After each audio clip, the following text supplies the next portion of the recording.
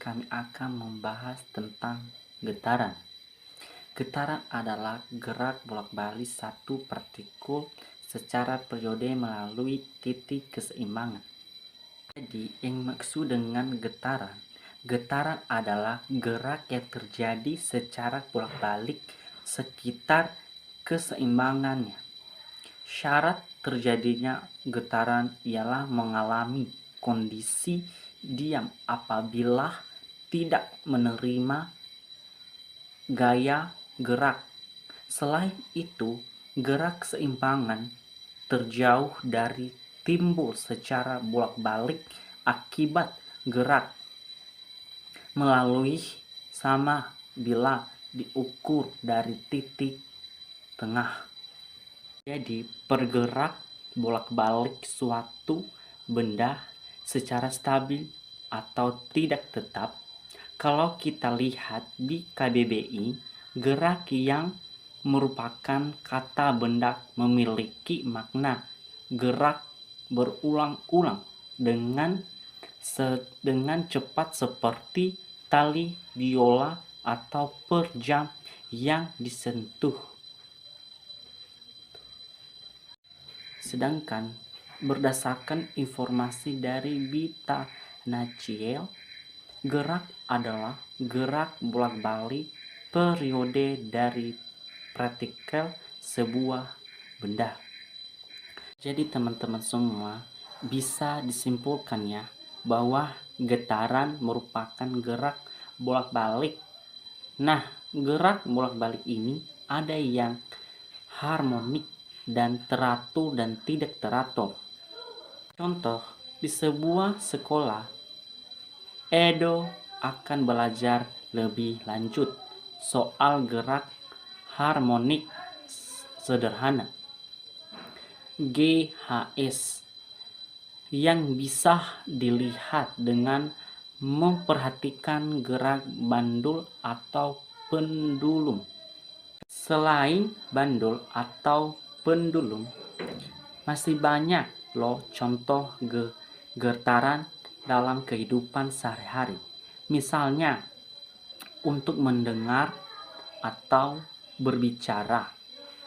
Nah, kita tergantung pada getaran. Masih banyak loh contoh fenomena lain yang juga dalam kehidupan sehari-hari dan berhubungan dengan keberadaan getaran. Misalnya, getaran pada ayunan atau jendela, atau bahkan ketika ponsel Edo bergerak untuk mengadakan adanya pesan baru atau notifikasi dalam ponselnya sendiri. Saya akan melanjutkan membahas materi kami, yaitu tentang gelombang. Sebelum itu, kita harus mengetahui apa yang dimaksud dengan gelombang.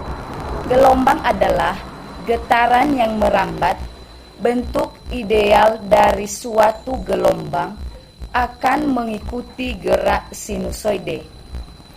Selain radiasi elektromagnetik dan mungkin radiasi gravitasi yang bisa berjalan melalui ruang hampa udara, gelombang juga terdapat di medium yang karena perubahan bentuk dapat menghasilkan gaya pegas yang dapat berjalan dan memindahkan energi dari satu tempat ke tempat lain tanpa mengakibatkan partikel medium berpindah secara permanen, yaitu tidak ada perpindahan secara massal. Berdasarkan penjelasan tersebut, pengertian gelombang dapat didefinisikan sebagai gejala rambatan dari suatu getaran atau diusikan. Pengertian gelombang akan terus terjadi apabila sumber getaran ini bergetar terus-menerus.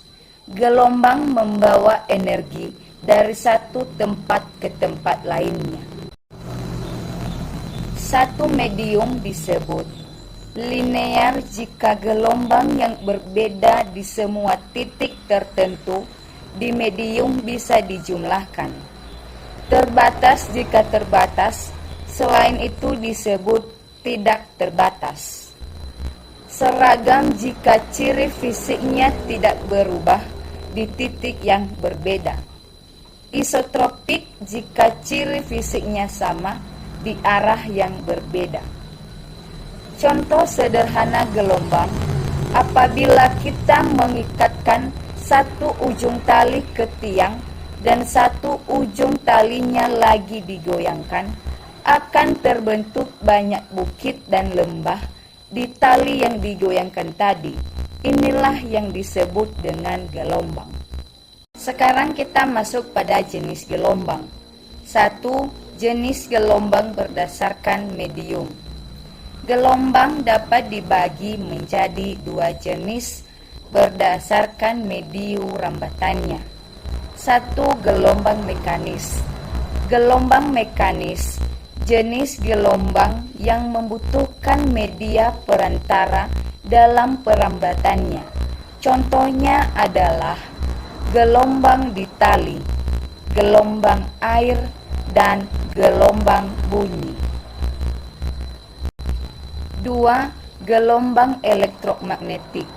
Gelombang elektromagnetik jenis gelombang yang bisa merambat walaupun tidak ada medianya. Berdasarkan frekuensinya, urutan gelombang elektromagnetik yaitu gelombang radio dan televisi, gelombang mikro, sinar inframerah, sinar tampak, sinar ultraviolet, sinar X, dan sinar gamma. Jenis gelombang yang kedua yaitu gelombang berdasarkan arah getarannya. Berdasarkan arah getarannya, gelombang dapat dibagi menjadi 2 jenis, yaitu gelombang transversal dan gelombang longitudinal. 1. Gelombang transversal.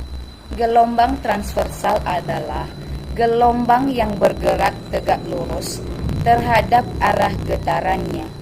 Pergerakan partikel medium pada gelombang transversal bergerak secara lateral atau menyilang sepanjang arah perambatannya.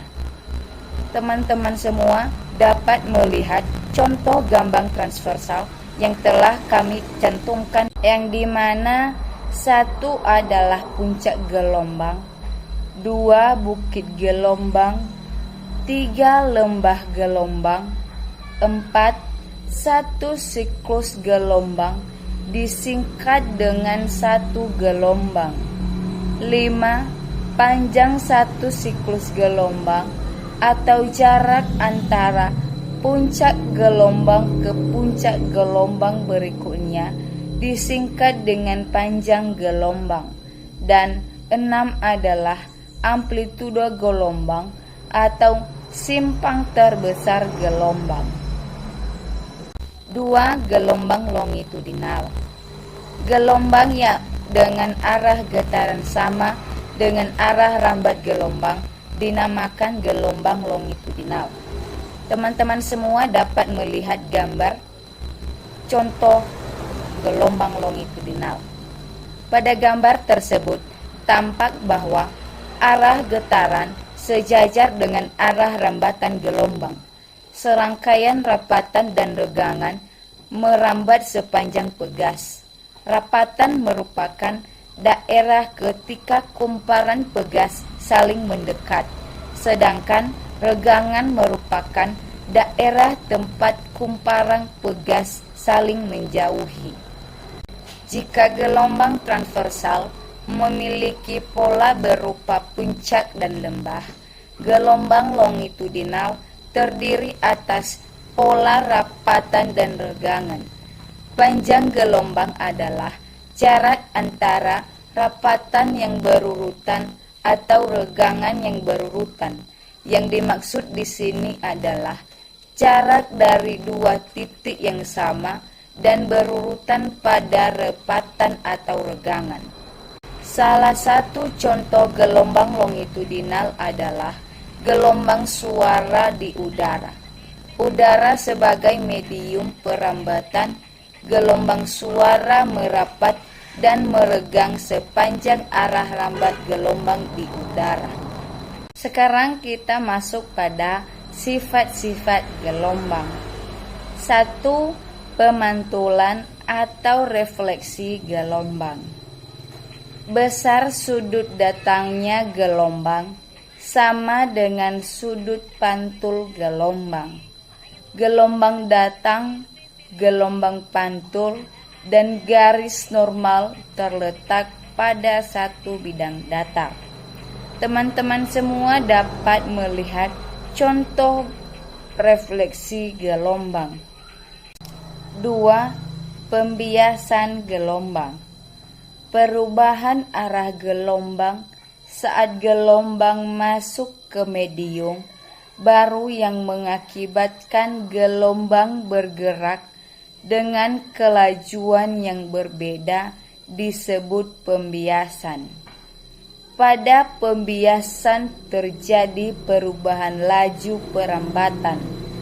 Panjang gelombangnya bertambah atau berkurang sesuai dengan perubahan kelajuannya, tetapi tidak ada perubahan frekuensi.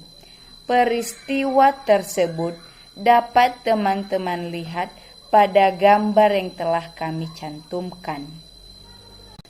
Pada gambar tersebut, kecepatan gelombang pada medium 2 lebih kecil daripada medium 1. Dalam hal ini, arah gelombang membelok sehingga perambatannya lebih hampir tegak lurus dengan batas.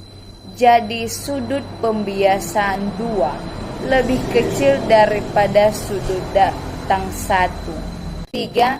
Perpaduan atau interferensi gelombang. Teman-teman semua dapat melihat contoh gambar interferensi gelombang yang telah kami cantumkan. Perpaduan gelombang terjadi apabila terdapat gelombang dengan frekuensi dan beda fase saling bertemu. Hasil interferensi gelombang akan ada 2, yaitu konstruktif atau saling menguatkan dan destruktif atau saling melemahkan. Interferensi konstruksi terjadi saat 2 gelombang bertemu pada fase yang sama, sedangkan interferensi destruktif terjadi pada saat 2 gelombang bertemu pada fase yang berlawanan. 4. Pembelokan atau difraksi gelombang. Difraksi gelombang adalah pembelokan atau penyebaran gelombang jika gelombang tersebut melalui celah. Gejala difraksi akan semakin tampak jelas apabila celah yang dilewati semakin sempit. 5. Dispersi gelombang. Dispersi gelombang adalah peristiwa terurainya sinar cahaya yang merupakan campuran dari berbagai panjang gelombang menjadi komponen-komponennya karena adanya pembiasan. Dispersi terjadi karena adanya perbedaan deviasi untuk setiap panjang gelombang yang disebabkan oleh perbedaan kelajuan masing-masing gelombang pada saat melewati medium pembias. 6. Dispolarisasi gelombang. Dispolarisasi gelombang adalah peristiwa terserapnya sebagian arah getar gelombang, sehingga hanya tinggal memiliki satu arah saja. Polarisasi hanya akan terjadi pada gelombang transversal, karena arah gelombang sesuai dengan arah polarisasi dan sebaliknya. akan terserap jika arah gelombang tidak sesuai dengan arah polarisasi celah tersebut. Selanjutnya, pemanfaatan gelombang. Sangat banyak pemanfaatan dari gelombang dengan mempertimbangkan berbagai sifat gelombang yang ada di sekitar kita. Contohnya, 1. Gelombang TV atau radio untuk komunikasi. 2. Gelombang mikro yang dimanfaatkan untuk memasak makanan atau yang kita kenal dengan microwave. 3. Gelombang bunyi yang sangat membantu bidang kesehatan, yaitu ultrasonik pada peralatan USG untuk memeriksa ada tidaknya penyakit. Sekarang kita masuk pada besaran-besaran gelombang. Besaran-besaran gelombang antara lain: 1. Panjang gelombang. Ketika kita mengamati gelombang pada permukaan air, lalu menjatuhkan batu di atas permukaan air, disitulah akan terlihat puncak dan lembah yang disebut dengan panjang gelombang, yaitu jarak dua puncak yang berdekatan atau jarak dua lembah yang berdekatan. 2. Cepat rambat gelombang. Cepat rambat gelombang untuk melihat seberapa cepat sebaran gelombang berpindah dari satu tempat ke tempat lainnya. 3. Simpangan. Contoh gambar simpangan gelombang. Selama gelombang merambat, simpangan pada suatu medium selalu berubah-ubah, yaitu mulai dari nilai minimumnya sampai nilai maksimumnya. Nilai maksimum dan maksimum diperoleh secara periodik. 4. Amplitudo. Amplitudo adalah pengukuran skalar yang non-negatif dari besar osilasi suatu gelombang. Amplitudo juga dapat didefinisikan sebagai jarak atau simpangan terjauh dari titik kesetimbangan dalam gelombang sinusoide yang kita. 5. Periode. Periode adalah waktu osilasi yang diperlukan oleh suatu benda untuk kembali osilasi yang semula. Misalkan suatu titik berada di samping nol. 4. Amplitudo. Amplitudo adalah pengukuran skalar yang non-negatif dari besar osilasi suatu gelombang. Amplitudo juga dapat didefinisikan sebagai jarak atau simpangan terjauh dari titik kesetimbangan dalam gelombang sinusoide yang kita.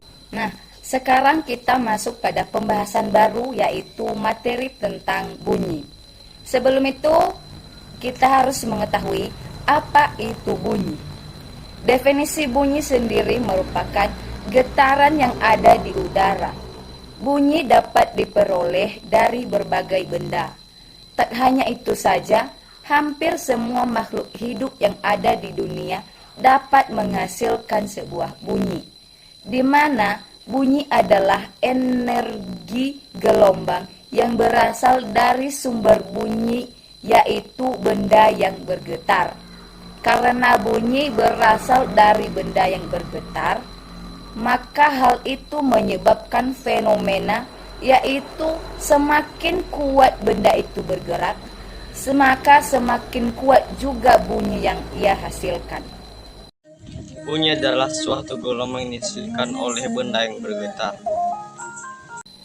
Energi bunyi.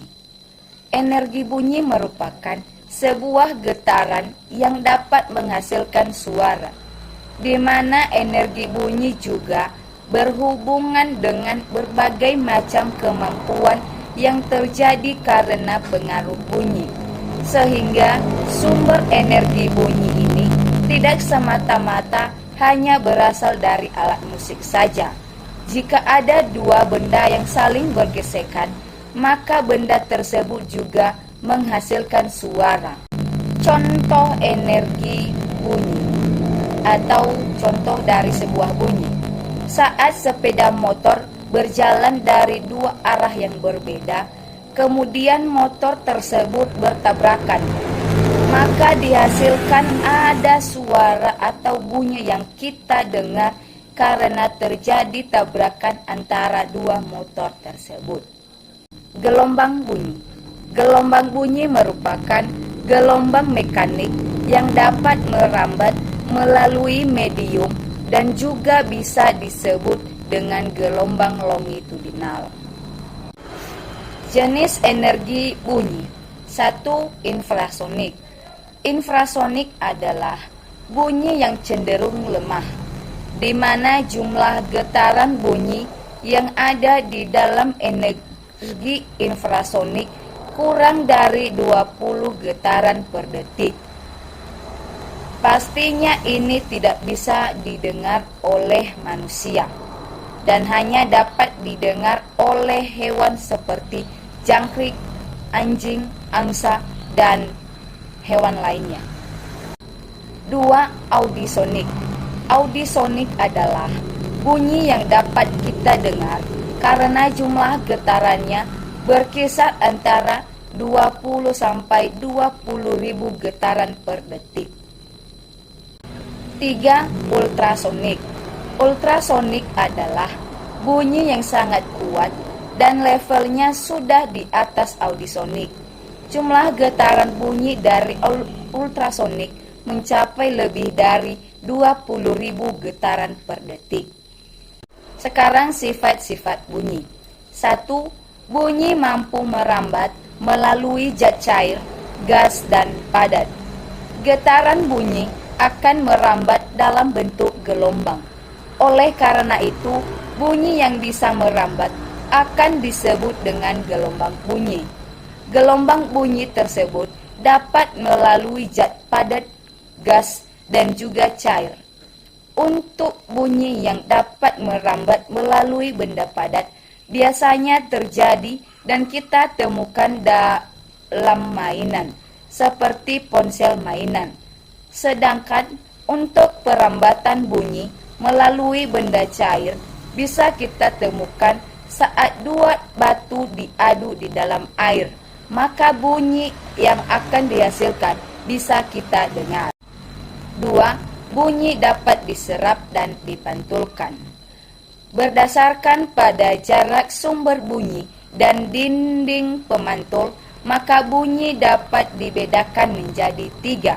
Yang pertama, bunyi pantul memperkuat bunyi asli.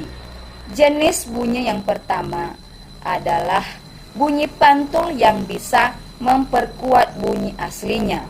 Umumnya hal ini terjadi pada saat kondisi antara sumber bunyi dan dinding pantul memiliki jarak yang tidak terlalu jauh atau kurang lebih dari 10 meter. 2. Gaung. Gaung adalah jenis bunyi pantul yang terdengar kurang keras dan tidak sejelas bunyi aslinya. Jenis bunyi pantul yang satu ini terjadi karena bunyi pantul telah bercampur dengan bunyi asli. Ketiga, gema. Gema merupakan jenis bunyi pantul yang akan terdengar setelah bunyi asli. Biasanya gema akan terdengar jelas seperti bunyi aslinya. Jenis bunyi pantul yang satu ini terjadi apabila jarak antara sumber bunyi dan dinding pemantul cukup jauh. Umumnya gema terjadi pada jarak lebih dari 20 meter. Ketiga, bunyi bisa dibiaskan. Salah satu sifat bunyi selanjutnya bisa mengalami pembiasan atau refraksi. Misalnya saja fenomena petir yang terdengar lebih keras di malam hari daripada di siang hari. Hal itu disebabkan karena suhu udara pada siang hari lebih dingin daripada suhu udara di bawah. Sedangkan pada malam hari yang terjadi adalah kejadian sebaliknya. 4. Gelombang bunyi termaksud dalam gelombang longitudinal. Sifat bunyi selanjutnya adalah gelombang longitudinal. Itu artinya gelombang longitudinal adalah gelombang yang memiliki arah rambatan sejajar atau sama dengan arah getaran bunyi itu sendiri. Apabila arah bunyi ke kiri, maka bunyi juga akan merambat ke sebelah kiri. 5. Bunyi dapat mengalami pelenturan.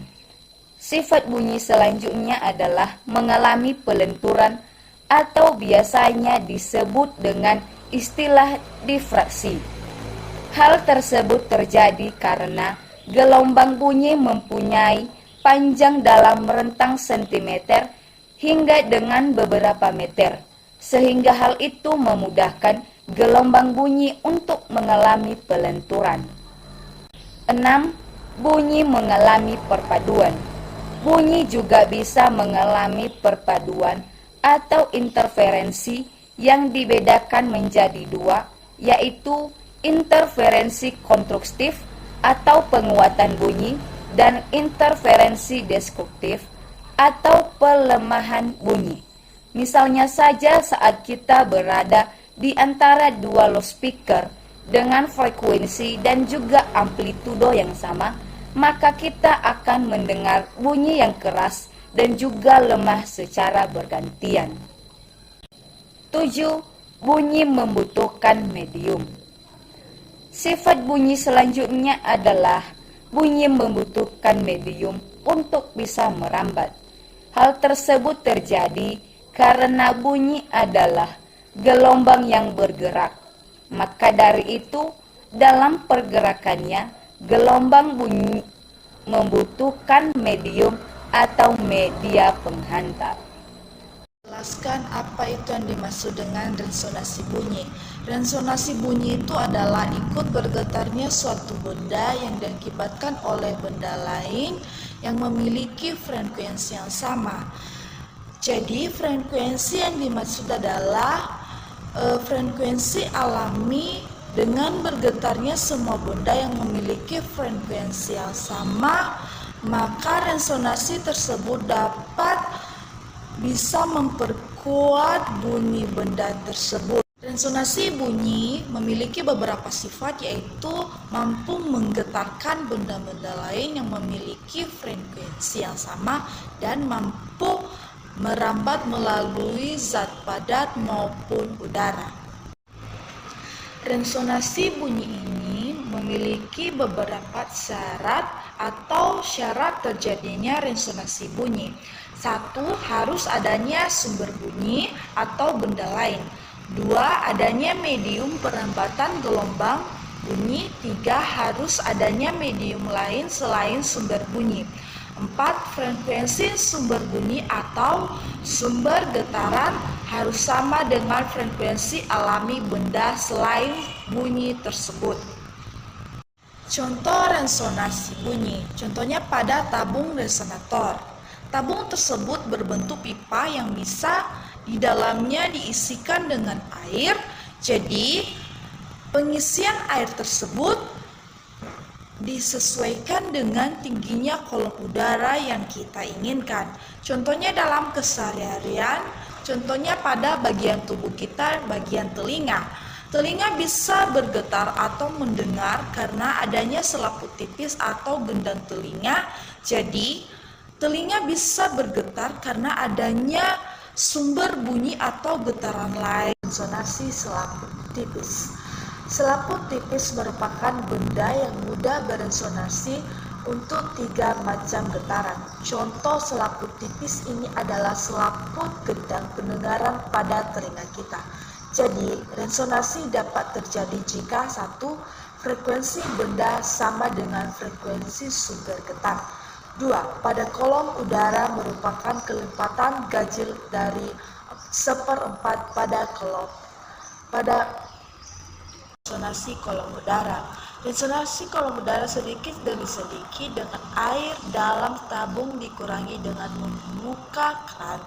Sambil mengurangi air tersebut, sebuah garpu tala yang frekuensinya misalnya 400 Hz selalu digetarkan di mulut gelas.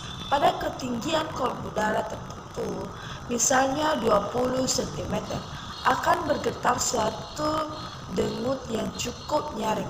Jika sudah terdengar dengut, itu berarti sudah terjadi resonansi antara sumber getar, yaitu garpu tala, dengan kolom udara. Saya akan menjelaskan manfaat dan kerugian resonansi. Manfaat resonansi 1 yaitu resonansi dapat memperkuat bunyi asli. Contohnya, suara kita terdengar lebih nyaring karena sekitar selaput suara kita ada udara. Suatu kentongan terdengar nyaring karena adanya rongga udara. Kerugiannya adalah karena resonansi bunyi bom yang keras dapat meruntuhkan gedung atau kaca jendela pecah.